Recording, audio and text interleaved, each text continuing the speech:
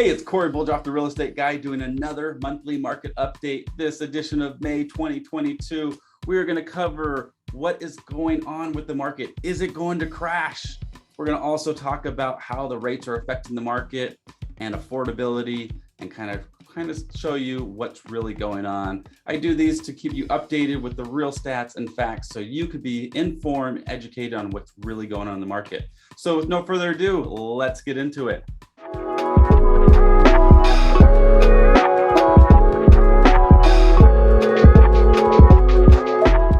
So the first thing, why we're not headed into another housing bubble. This is nothing like the 2008 crash that everyone's talking about. There's not a huge thing of foreclosures coming up. So just make sure your opinion and view of what's going on in the market and what you should do is actually based on fact, not what you see on social media, not what the news is trying to tell you, because it is not accurate. So don't take my word on it. Let me show you through stats and facts. So the first thing I want to go back is to show you the home price appreciation since World War II.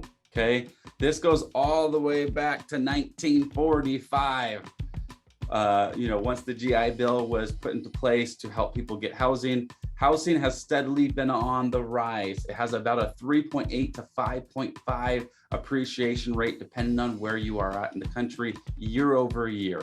So yes, there are some lulls, there might even be a little bit of dips, but there's only been one time since 1945 that the market actually crashed for a extensive period of time, meaning more than 2-3 years.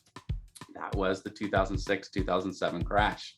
But since that point in time, we've steadily been on another rise to keep that chart flowing up, as you can see. And when we talk about the real estate crash of 2007, a lot of that had to do with lending standards, but also had to do with the programs that people were getting a finance for. Also had to do with how much cash was being pulled out of people's houses, not for smart investments, not for putting into stocks or bonds or cryptocurrency, or more importantly, and the better investment, more real estate. People are buying toys and jewelry and traveling and all kinds of stuff that was not actually building their wealth and was just sucking their money out. So people were using their house as a credit card. And when it came time to pay the bill, that money was not there any longer. So that is really what caused the housing crash market. Even through recessions, we see the housing market still appreciate. So again, we are not coming into that crash. Not going to happen. So when we look at the forbearance numbers, so as if you've seen these videos before, I've done this since the start of the pandemic, we were up at 4.76 million people entered into forbearance right at the start. We actually saw over 9 million people be in forbearance in that first couple of months. But as we've seen, it's steadily headed down pretty steadily all the way through up until present day, where we're about 690,000 people are still in forbearance, but definitely nothing like, what we started at. And we have to also calculate that during the 2007-2015 crash, we had 15 million people in foreclosure. So we're nothing near that. We're also going to look at who's actually in the loans upon exiting forbearance. So the people that have made it out of the forbearance were, again, we're roughly about 9 million people have been out of the forbearance program. Of those people, we can see 37% were paid in full. Either they've made their payments and came out, they paid off their loan either by selling it or refinancing it, or they brought their in the arrears current and now are paying their payments back up.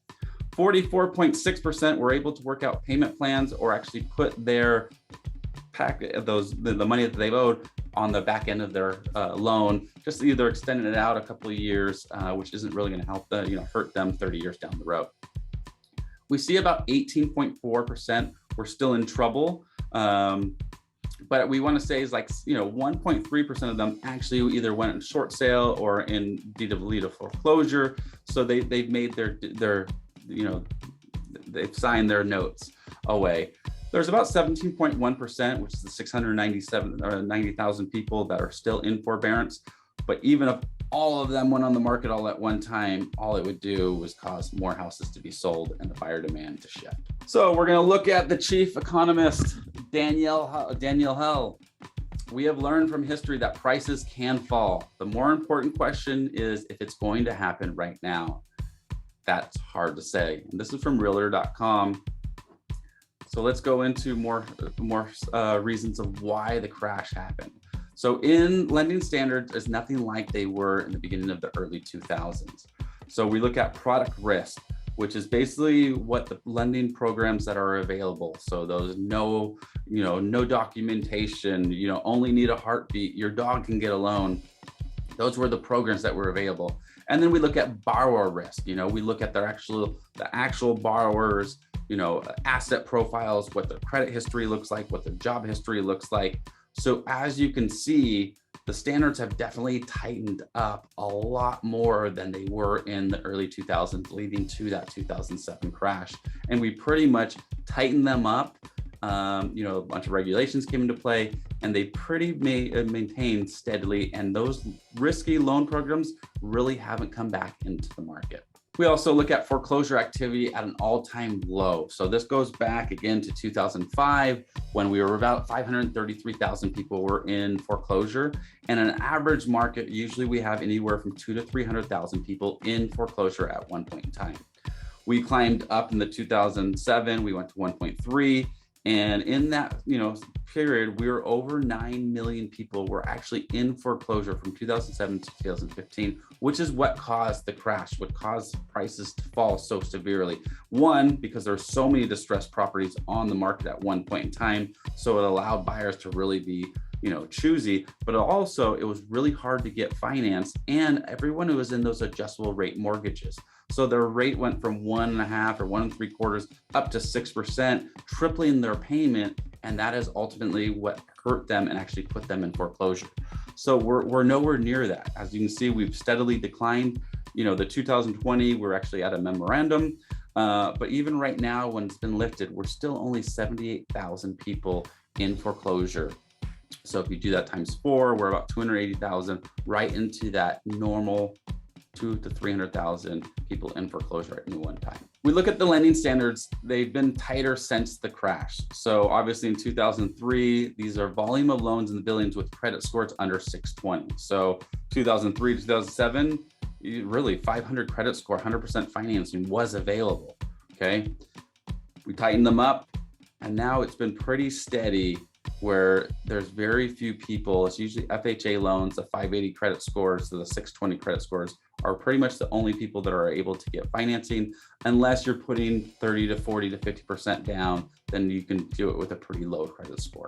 We look at mortgage debt is not a challenge. So this is the household debt service ratio for mortgages as a percentage of disposable personal income. So they take the total quarterly required mortgage payments divided by the total quarterly disposable personal income. And you can actually see that we are actually lower than we were all the way back in 1980. So it's actually one of the most affordable times in the last 30, 40 years as of right now. So some of this is due to, wages are increasing, rates are extremely low, people have a lot of equity in their homes. So we're able to get a lot more affordable for housing right now. And then you also want to compare this to rents are astronomical right now. It's actually more expensive to rent than it is to buy. And a lot of that is because they figure if you can't buy, it's either because your credit or something's enabling you to do so. And that's why you have to be willing to pay more for rent than you do for your actual mortgage. I always say you're paying someone's mortgage when you rent. You're paying your landlord's mortgage. We want to figure out ways to pay your own mortgage. So mortgage payments virtually unaffected. So we look at the difference in annual mortgage payments for cash out refis. So in the 2004 to 2008 crash, people were taking lots of money out, and it was actually affecting their monthly payment because rates were going up a little bit, but people were also pulling out $100,000 to $200,000, $300,000 in cash. Then we come into, today, where it's really affecting their monthly payment by $34. So realistically, what this is saying is that one, rates are dropping down and people are trying to keep their monthly payments the same, but they're not pulling out that $100,000 to $200,000, $300,000 for cash out mortgages. Also, what I'm going to say is right now, home equity lines of credit are almost non-existent. I have 2 banks that will actually do them, and it's pretty hard to get them. One of them is really easy, and one of them is through Bank of America. It's pretty hard. But it's, you know, it's really hard to access that equity. So that's also why we're not into the 2007, 2008 crash. So what we're coming into next is what's ahead. Okay. You know, we don't have the crystal ball, but we can usually use real stats, key indicators to kind of see what's lying ahead. So the first thing we want to go over is the estimated home price performance. So this is, you know, kind of based on, you know, a survey that was done, the home price expectations. They take, you know, people that are in the film industry, in the real estate industry, economists, and they look at what's going on. So if we take the average, we're about 9% home appreciation in this year. And then over the next couple of years, we see 4.7, 3.6, going back to more of a normal appreciation rate, which is again 3.8 to 5.5% year over year. When we look at the cumulative house appreciation, we can kind of see that the optimists see in the next 5 years, we're going to see a 46.5% appreciation growth. That's pretty optimistic. All the panels together, we see a 26.8%. Again, kind of more going along with that 3 to 5%. And then the pessimists are still even just seeing a 10% appreciation rate. So the people that are, you know, the buyers that are waiting for the market to crash, even the pessimists, you know, the people that study this information all the time are seeing maybe a 10.3% appreciation rate. So if you're looking at that $700,000 house, in the next 5 years, it's probably worth $770, not what everyone is telling us that it's going to be worth $630. When we look at the, you know, the average of all the forecasts, the Fannie Mae's, the Freddie Mac's, CoreLogic, NAR, Zelman, MBA, we see again a 9% appreciation rate growth.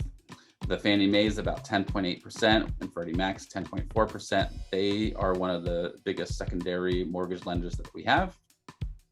And we go all the way down to even like CoreLogic owns Zillow now, they're at 9.6%. So you can see, again, prices of this year are not going to crash, maybe not even come down. So based on the current estimate for the peak Fed fund rates, 3.25 to 4%, the 30-year fixed mortgage will likely peak at between 5% and 5.7%. There's some variability in the relationship. So we might see rates as high as 6 or as high as the low 6%. This all depends on inflation and the Fed funds rate, but I don't expect rates to move much higher than the current rate, although 6% is possible. This is from Bill McBride, author of Calculated Risk blog. So again, what I can tell you is, you know, we did see about a 5.875% average 30-year fix in here in California. And I, you know, personally see them going up about 6% and hovering right around that 6 to 6.5% rate, which is crazy because in the beginning of the year, we were at 3.25%. So, but again, inflation's, you know, 8 to 10% right now. So they have to do something. And it's surprisingly, there was about a 3-week lull in buyer demand, but buyer demand now people are saying, hey, if I keep waiting, I'm going to end up paying more and more. And eventually I might make it so that I can't even afford, you know, the monthly payment and be out of the market to buy. So, which brings us to affordability. So new data from the Harris poll shows 84% of Americans plan to cut back spending as a result of price spikes. More than 70% of respondents said they're feeling the effects of inflation the most in gas prices and groceries. So really what this is really affecting is that first-time home buyer who's really on a budget and they're trying to see, can I afford to buy? And with all these crazy inflated prices going on, it makes it really tough. Like how people afford even a tank of gas is about 24% of your income if you make $22 an hour or less, which is crazy. We look at the change in mortgage payment. So this is about a $300,000 loan amount. I know there's really nothing in Southern California for $300,000, but we just look at in January, your payment was $1,221 based on the 2.73% interest rate. And we go up to, you know, basically almost today, we're looking at about a 5.5%. So your payment has gone up by almost $500, which is almost, you know, going up by 150% of your payment, which is crazy. So What it's going to do to tomorrow's buyers, it's going to make it so they can afford less. If prices keep going up and rates keep going up, the buyer will be able to afford less and less. And eventually it'll either stall out buyer demand, and sellers will have to then pivot to whether they really need to or have to sell. And it'll be dependent on how many distressed homeowners come onto the market. So that's really what we're going to have to watch over this next 6 to 12 months, is how many distressed buyers come on, or sellers come onto the market, how many senior citizens who own their home outright and doesn't really affect them if they sell it for $100,000 less than they can today, and to see how many buyers stay into the market. There's a lot of cash into the market, a lot of raising wages going into the market. So maybe people will be able to keep meeting that higher price point, but eventually it's going to start leveling off and start maybe even declining, home prices and appreciation a little bit. Affordability approaching historical levels. So this affordability index, the higher the bar, the more affordable it is. The lower the bar, the less affordable it is. So you can see that, we're headed basically down to what we have been for the last 20 to 30 years, despite right after the crash, where home prices were, 50% lower than they were, a couple of years before. Rates were still pretty, reasonable. So again, people say they can't afford to buy. I always say you can't afford to rent. The average consumer is spending an additional $429 a monthly for items other than shelter. Meanwhile, average weekly wages rose from just $212 per month. So the consumer is short by $217 per month. This means that the average consumer will be looking for a home that is $41,000 cheaper. And this is according to a research economist in NAR.